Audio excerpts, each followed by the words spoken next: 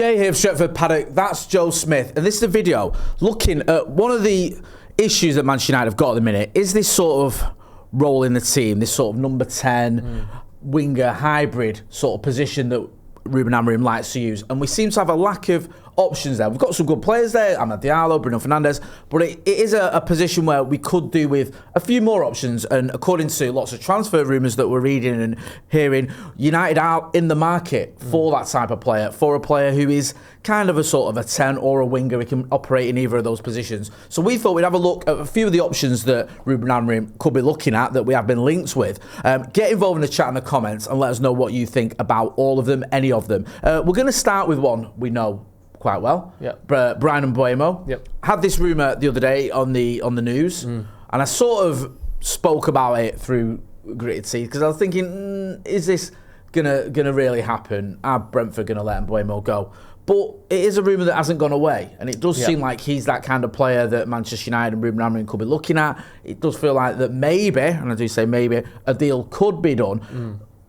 Putting into one side whether it will happen for a minute. What type of player do you think Mbeumo is, and what would he bring to Manchester United? Yeah, I think it's worth looking at what these players are like and who they will be replacing. Okay. So obviously Marcus Rashford is on his way out of the club, whether it's immediately with a loan, which it looks quite likely to happen, or just longer term. That isn't something that's going to work.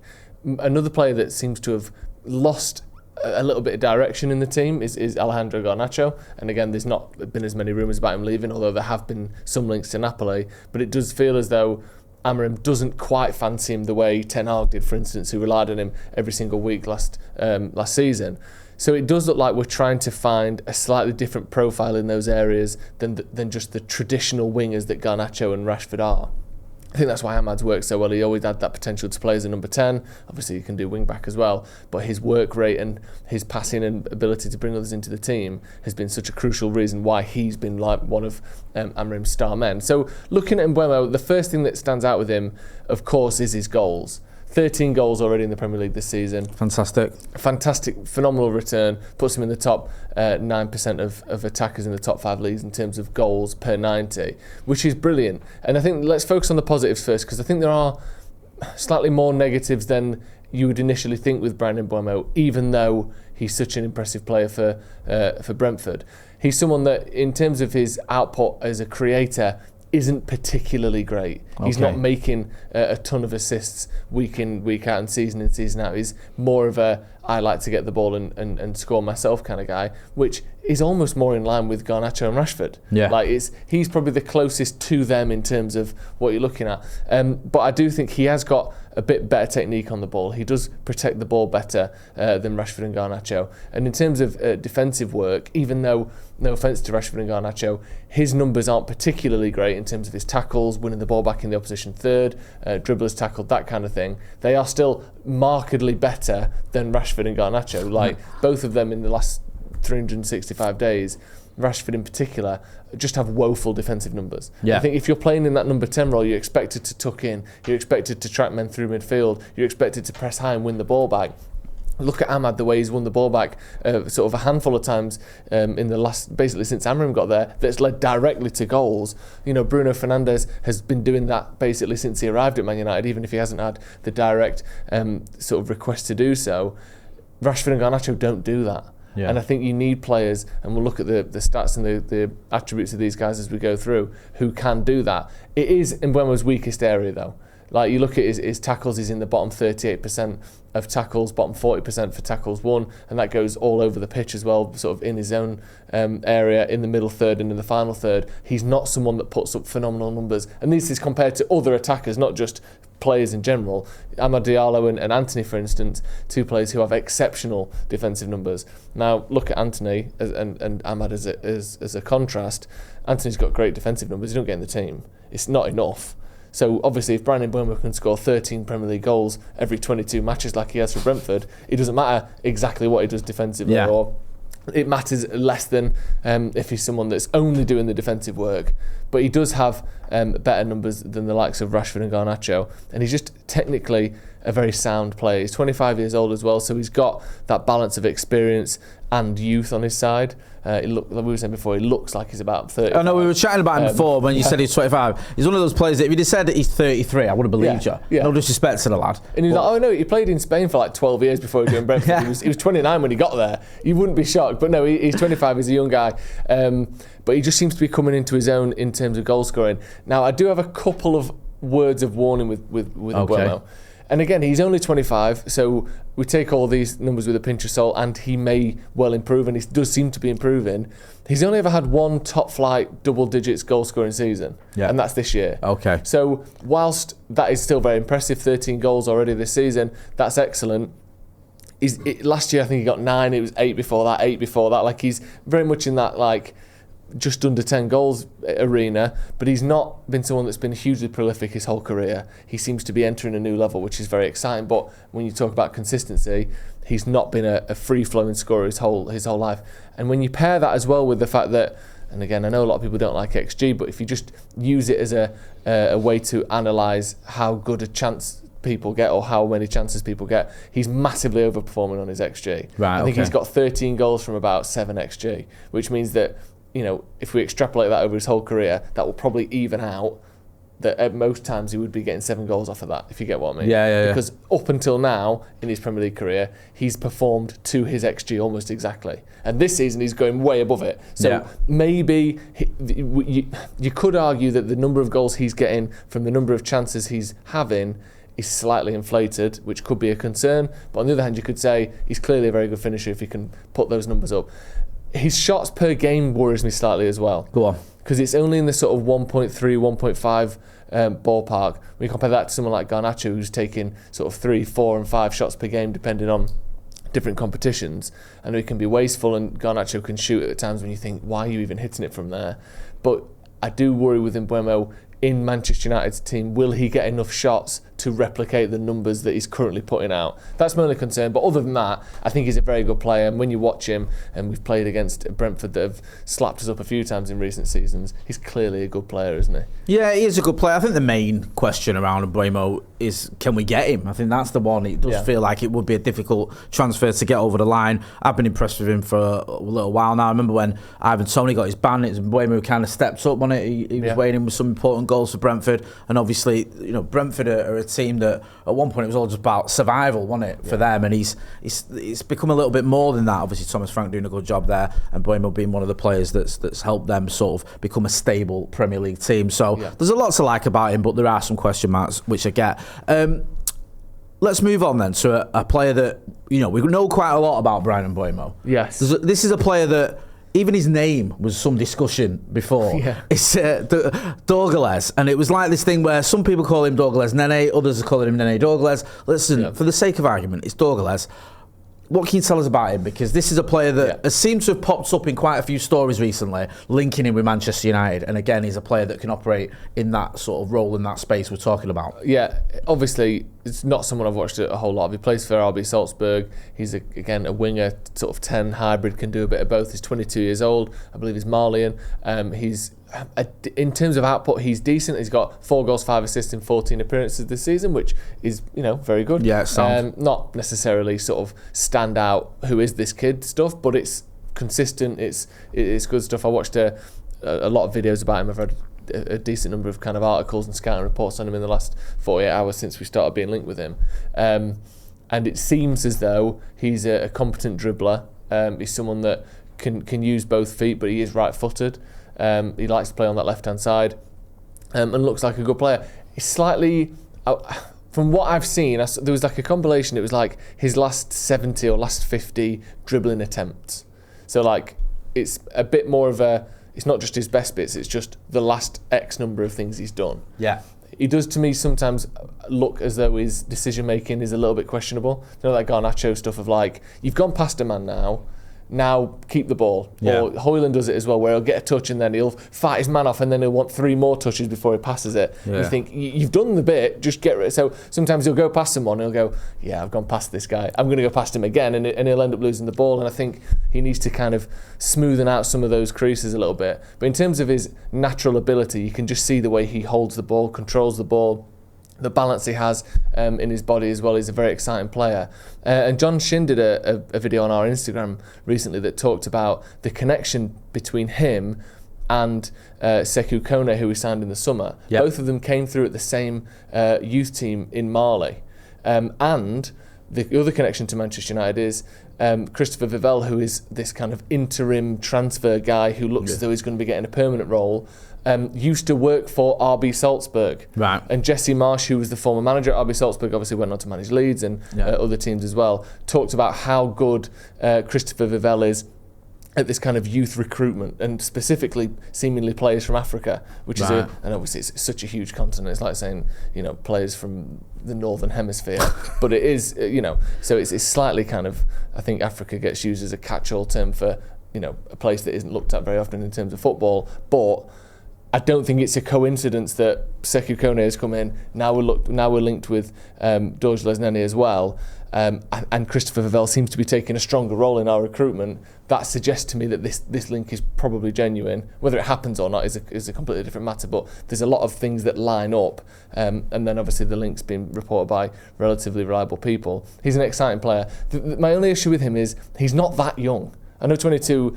There's a lot of different 22s, as we always speak about. There's a Wayne Rooney 22. And a Jesse Lingard 22. Yeah, exactly. Yeah. Or a Amad Diallo 22. Yeah. Like Wayne Rooney played 350 career games at that point and was one of the best players in the world. And Amad Diallo is just finding his feet in the first team. So it's hard to say where his development is. He's definitely very exciting. Again, another one, lesser known player, but we'll have to wait and see if it's the right guy for us. He does look like a good player though. It's just, can you make that transition from RB Salzburg in Austria to Manchester United? And when will he be forced straight in the first team like we do so often, like we did with Højlund, like we've done with so many others? Go on, lad, win us the league. And then when we finish 10th, everyone hates him. Like, I just hope that doesn't happen. I hope there's a bigger plan here where maybe you get an Mbeumo and a Dorgeles and you go, Mbeumo, you're Premier League proven, you're older, you're a better player for now. You can come in and Dorgeles can get 30 appearances a season off the bench and in the smaller games and build his way into the squad. But he looks like a very exciting player. What do you make of him? Yeah, I've not seen a lot. I've seen the clips. I'm always wary of when you watch clips, but I like the fact you're speaking about that one earlier where it showed not just the best bits, but also the things that didn't quite go right for him, so you can get a little bit of a better sort of understanding of what he's about. He is exciting. Listen, if that's the type of player, or that's a player the manager and the coaching staff and the scouts are looking at and going, look, he can do the job for me, then I'm all for it. We'll have to wait and see. I think we're all hoping to find the next big thing, aren't we? We're hoping that because Manchester United, because of PSR, because of the way the transfer structure is at the minute, we can't go out and get, and I know Sir Jim Ratcliffe said it in his interview when he just took over, I don't want Kylian Mbappe, I want the next Mbappe. Now, I'm not for 1 second saying this kid's going to be the next Mbappe. My point is, maybe United are looking at players who are sort of, cost a little bit less and who haven't set the world alight, but have that potential to take the club forward and to be the next big thing. We're all trying to get the sort of the next Mo Salah, aren't we? Yeah. I know it pains me to say because he's a Scouser, but that player that... Was it 28 million or whatever? Yeah, you think actually he could be the one and you get him and he just smashes it. But those types of players are few and far between. We'll have to wait and see though. From one player we don't know much about, so a player we know a lot more about, and that's Tyler Dibling at Southampton. Obviously, we've been linked with him again. I think the manager, or the Russell Mine, who was the manager before he got sacked, spoke about the link with Manchester United. Very exciting young player. Southampton having a bit of a disaster this season in the Premier League. Horrendous. But he's been their sort of standout player, the one that people are going, look, Southampton might be terrible. He's not. He's been moved around a little bit. I think he was playing as a striker in the FA Cup the other day. Like, what have you made of him, and what do you think of the links with Manchester United? It's so hard to analyse someone like him because the age that he is, he's only 18 years old. And like you said, he's playing for almost Derby, was it 2013? Whatever it was, just like 2009. The worst team in Premier League history. Yes. You're in contention for that, aren't you? Yeah, Southampton are truly awful, and obviously we play them tonight, so we'll maybe... Yeah, by the time you're watching this, United have probably lost to them. Yeah, exactly. But regardless of that, he's got 19 appearances, 2 goals, 0 assists, and you think, well, what's that? Who cares? I saw what he did to Diogo Dalot against Man United, and obviously you don't sign someone off of one game, but he terrorised him. Well, Cristiano Ronaldo. Well, there you go. And occasionally you do that, and it depends, doesn't it? Because with it being a Southampton, which it's bizarre to say, but this Southampton side is a comparatively richer club than Sporting Lisbon were when we bought Ronaldo. No, I hear you. Just because of the amount of money in the Premier League. Like, they were one of the best teams in not in Europe, but certainly one of the best teams in Portugal, one of the better teams in Europe. This is one of the worst Premier League teams we've ever seen, and they need the money less than they did. Yeah. So you might be looking at 40, 50 million just because it's a young English player for a Premier League or maybe Championship team by the time we would go in for him. So you have to weigh that up. But in terms of defensive output, again, compared to Rashford and Garnacho, the two players that were nailed on starters last season who can't get a game this season, he's got more than double the number of tackles of Rashford, far better tackling numbers than Garnacho as well. His defensive output is a lot better. His shots blocked and his tackles and interceptions are both better than average, whereas Rashford in particular is in the bottom 9%. Garnacho slightly better, but still below average in terms of just overall defensive output. His attacking numbers aren't great, like we said. He's only got 2 goals and no assists, so you're not going to look at his stat line and say we have to get this guy. I'm not even necessarily saying we should get him, but I do think we kind of can paint a picture about the type of player we're going for. These three all have many things in common. Obviously, Mbeumo is slightly different to the other two in terms of experience and probably cost, but we're looking at players who are better on the ball than our current number 10s. They're all much better dribblers than the likes of Bruno and Mason Mount. Diallo not so much because he is more of that winger 10 hybrid like we've spoken about. All of these players are sort of more like Ahmad than they are like Bruno. Yeah. Do you know what I mean? And not that I think Bruno's going to get forced out of the team anytime soon, but these are players who are very good on the ball, can bring the ball forward themselves, can go past a man, which is something that we lack. I think Diogo Dalot struggles with that, Mazraoui struggles with that, Bruno and Mount both struggle with that. Garnacho is very good at it, but doesn't get the opportunity to do so. Ahmad can do it again, but he's kind of the only one. And Mbeumo, Dorgeles and Dibling can all take men on and get the ball the other side and then bring others into play. And it's clear that is what United are sort of valuing. Someone who's got the winger tendencies on the ball and the number 10 tendencies kind of off the ball, where they're going to work hard but they can still get you goals and assists. And also the age profile, 18, 22, 25. We heard this rumour that we don't want to be buying players that are sort of any older than 26.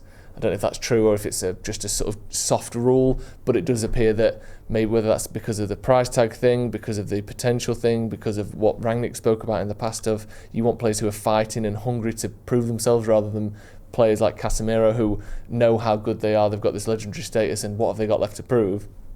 All of those things put together, it does appear that the younger players are something United are going for. So I wouldn't necessarily rank these in terms of which ones I'd like, because I think Mbeumo obviously stands out as the most accomplished of all of them.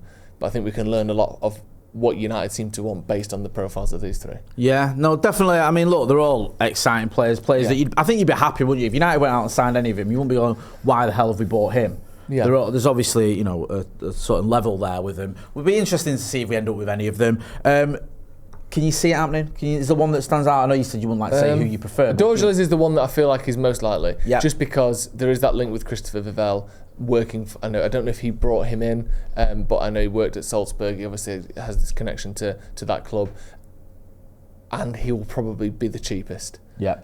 Because he's older than Dibling, so he's got less potential, even though it doesn't really work like that. And he's done a lot less than Mbeumo. And those two both play in the Premier League. I feel like Dorgeles is the one where, if it happened in like 2 days' time, I wouldn't be shocked. Whereas if we had Mbeumo playing for us next midweek against Rangers, I'd be a little bit stunned. Yeah. Do you know what I mean?